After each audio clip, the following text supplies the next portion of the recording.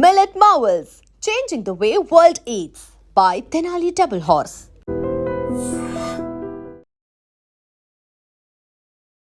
Big breaking ఇది. కుకట్పల్లి సహస్ర murder జరిగి ఈ రోజుకి 5 రోజులు అవుతోంది.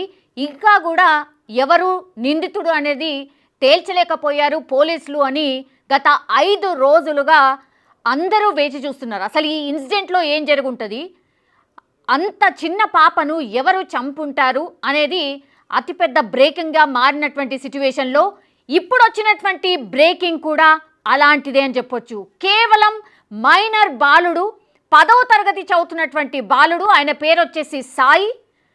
80,000 రూపాయలు దొంగతనం చేయడానికి వాళ్ళ ఇంట్లోకి చొరబడి ఒక ప్లాన్ ప్రకారం, ఆ ప్లాన్లో పూర్తిగా నేను ఏం చేయాలి, ఎట్లా ప్రొసీడ్ అవ్వాలి, ఎవరైనా అడ్డొస్తే ఏం చేయాలి అని ఒక పేపర్ మీద ప్లాన్ రాసుకొని చేసినటువంటి మర్డర్.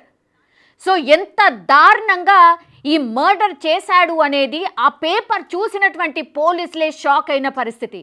ఎందుకంటే 5 రోజులు అవుతోంది, సీసీ కెమెరాలో ఎక్కడ కూడా ఏమీ రికార్డ్ కాలేదు, ఎవరు చంపుంటారు అని ఏకంగా పాపం వాళ్ళ పేరెంట్స్ మీదనే అనుమానం వ్యక్తం చేసిన సిచ్యువేషన్లో ఇప్పుడు ఏకంగా ఇంటి వెనకాల ఆల్మోస్ట్ వాళ్ళ ఇల్లు కూడా వీళ్ళ ఇల్లు కూడా ఆల్మోస్ట్ ఒక రకంగా ఆనుకొనే ఉంది అని చెప్పొచ్చు. కేవలం ఒక అడుగు వేస్తే ఆ లోపలికి జంప్ చేయొచ్చు. సో అదే చేశాడు ఈ సాయి అనే 10వ తరగతి చదువుతున్నటువంటి బాలుడు. 80,000 రూపాయలు, మరి 10వ తరగతి బాలుడికి 80,000 రూపాయలు ఏం అవసరం వచ్చాయి? ఇంత దారుణంగా మనుషుల్ని చంపాలన్న ఆలోచన ఆ బాలుడికి ఎట్లొచ్చింది? అసలు పేరెంట్స్ ఎవరు?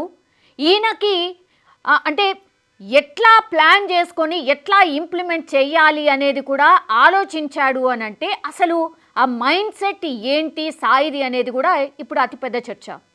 పాపం ఆ బాలిక ఒకతే ఉంటుందని తెలుసు, ఆ ఇంట్లోకి చొరబడ్డ తర్వాత ఎంతో కొంత అమౌంట్ దొరుకుతుంది అని తెలుసు. అవన్నీ తెలుసుకున్న తర్వాతనే ఈ బాలుడు కేవలం వాళ్ళ ఇంటి గోడ నుంచి వీళ్ళ ఇంటి గోడ లోపలికి వెళ్ళడం, ఆ తర్వాత ఎట్లా లోపలికి ఎంటర్ కావాలి అనేది కూడా స్కెచ్ ప్రకారం రాసుకోవడం, ఆ తర్వాత సహస్ర లోపలికి ఎంటర్ అయిపోయిన తర్వాత సహస్ర కనిపించడంతో ఆ పాప మీద విచక్షణారహితంగా ఆ పాప మీద కూర్చొని ఫస్ట్ గొంతు నులిమాడు. తర్వాత చనిపోవట్లేదు ఆర్ ఇంకా కూడా కొట్టుకుంటుంది అన్న తర్వాత ఆయన వెంట కత్తి కూడా తెచ్చుకున్నాడు.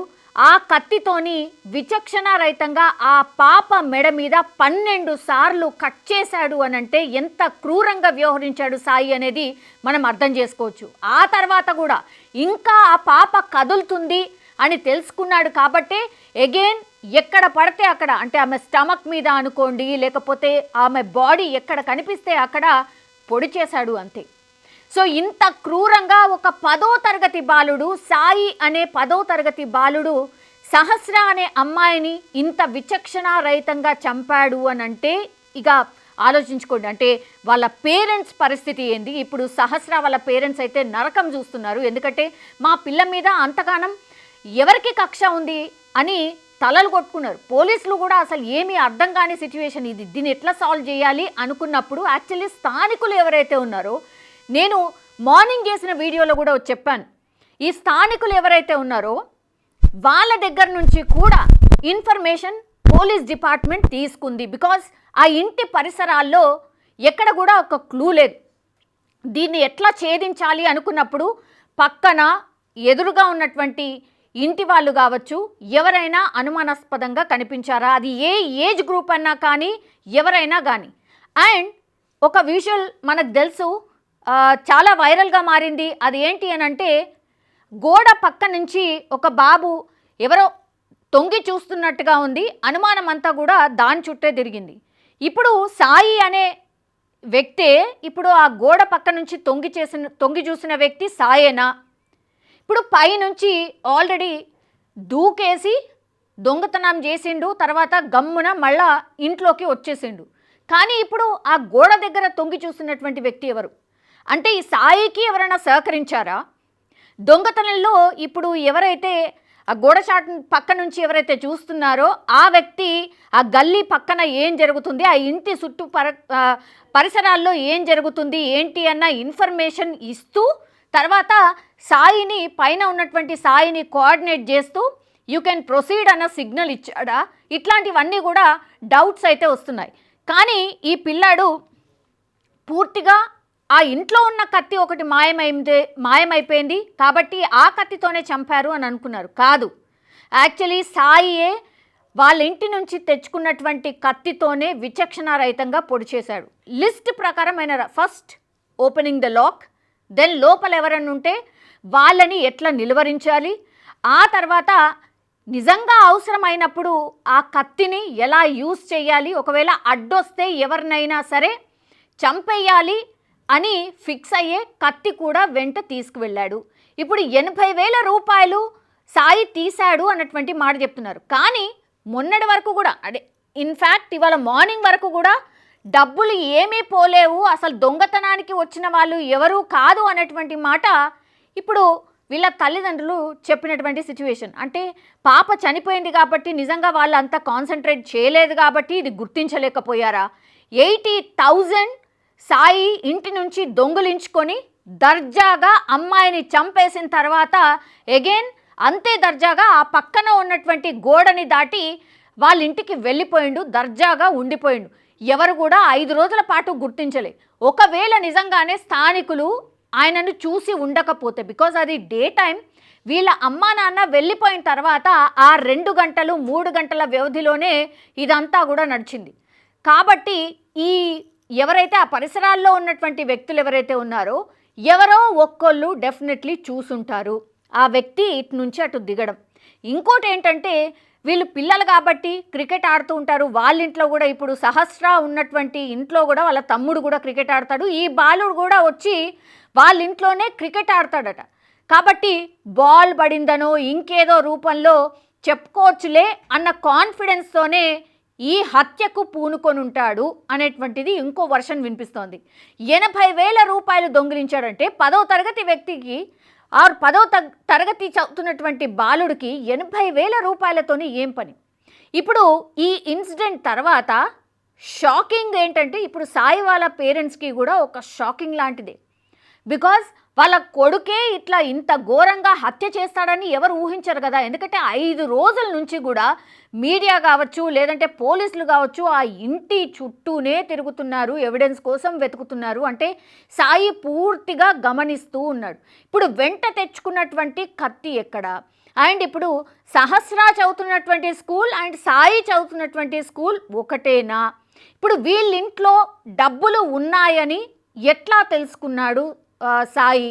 ఇట్లా ఇవన్నీ కూడా క్వశ్చన్స్ పూర్తి స్థాయిలో వీటికి ఆన్సర్స్ రావాల్సిన అవసరం అయితే డెఫినెట్లీ కనిపిస్తోంది. కానీ 5 రోజుల తర్వాత ఈ కేసును అయితే ఛేదించారు పోలీసులు. కానీ ఇంత దారుణంగా ఒక మైనర్ బాలుడే ఇట్లా ఒక అమ్మాయిని చంపేస్తాడు, అది కూడా 20 కత్తి పోట్లతోని చంపేస్తాడు అని కూడా ఎవరు ఊహించి ఉండరు. కానీ ఇందులో జరిగినటువంటిది ఇదే. ఒక 10వ తరగతి అబ్బాయి ఈ మైనర్ బాలికను చంపాడంటేనే అసలు మనం ఏడిపోతున్నాం, ఎవరి గురించి ఏం ఆలోచించాలి కూడా అర్థం కాని సిచ్యువేషన్ అయితే కనిపిస్తోంది. సాయి టీనేజర్గా పోలీసులు తేల్చిండ్రు. సహస్ర ఇంట్లో దొంగతనానికి వచ్చాడు. ఈ టీనేజర్ వచ్చేటప్పుడు కత్తి తెచ్చుకున్నాడు. ఇంట్లోకి చొరబడి 80,000 రూపాయలు దొంగతనం చేశాడు. డబ్బు తీసుకొని వెళ్తుండగా సహస్ర చూసింది. దీంతో ఆమెపై కూర్చుని గొంతు నులిమాడు. ఫస్ట్ చనిపోయిందో లేదో అని, ఆ తర్వాత గొంతు కోసాడు. ఎట్టి పరిస్థితుల్లో బతకూడదని ఉద్దేశంతో విచక్షణారహితంగా పొడి చేశాడు. దొంగతనం ఎలా చేయాలి, అడ్డొస్తే ఏం చేయాలో కూడా ఈ టీనేజర్ ఓ ప్లాన్ రాసుకొని మరీ వచ్చి ఈ ప్లాన్ని ఇంప్లిమెంట్ చేసినటువంటి పరిస్థితి. సో ఇదన్నీ అంటే ఇది అందరి పేరెంట్స్కి కూడా ఒక బిగ్ అలర్ట్ ఆర్ ఏమంటారు ఒక డేంజర్ అలారం అనుకోండి. పిల్లల ఆలోచన ఎటుపోతుంది, దయచేసి పిల్లల్ని ఎట్లా అబ్జర్వ్ చేయాలి అనేది కూడా ఇది ఒక డేంజరస్ సైన్ అని కూడా అనుకోవచ్చు. హత్యకు గురైంది 10 ఏళ్ల పాప, చంపింది 10వ తరగతి కుర్రాడు. 15 ఏళ్ల వయసులోనే క్రిమినల్ బ్రెయిన్ ఆ బాలుల్లో కనిపిస్తోంది. దొంగతనానికి స్కెచ్ వేయడం, ఇంట్లో ఎవరు లేని సమయంపై ఆరా తీయడం, ఎవరికి కనబడకుండా ఇంట్లోకి ఎలా వెళ్ళాలి అనేది లెక్కలు వేయడం, ఒకవేళ ఎవరైనా చూస్తే ఏం చేయాలో కూడా ముందే ఫిక్స్ అవ్వడం, వెళ్తూ కత్తి తీసుకువెళ్ళడం, ఒకవేళ దొంగతనమే కాకుండా మర్డర్ చేయాల్సి వస్తే కూడా ఎలా చేయాలో ప్లాన్ గీసుకోవడం, మర్డర్ తర్వాత కత్తి లాంటివి ఎలా పడేయాలో కూడా ముందే అనుకోవడం, 15 ఏళ్ల వయసులోనే ఇంత భారీ స్కెచ్ వేశాడు అని అంటే ఊహకు కూడా అందదు.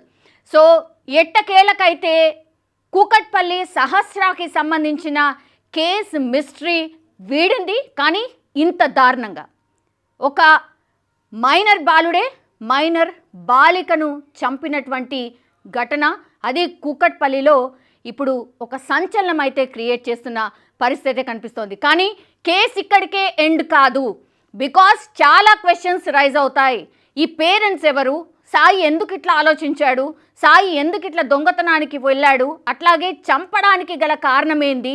ఈ స్కెచ్ అంతా పేపర్ మీద రాసుకోవడం ఏంటి? అసలు సాయి మైండ్ సెట్ ఏంటి? వాళ్ళ పేరెంట్స్ ఏం చెప్పబోతున్నారు అనేది కూడా ఇప్పుడు చాలా ప్రశ్నలు ఇప్పుడు రైజ్ కాబోతున్నాయి.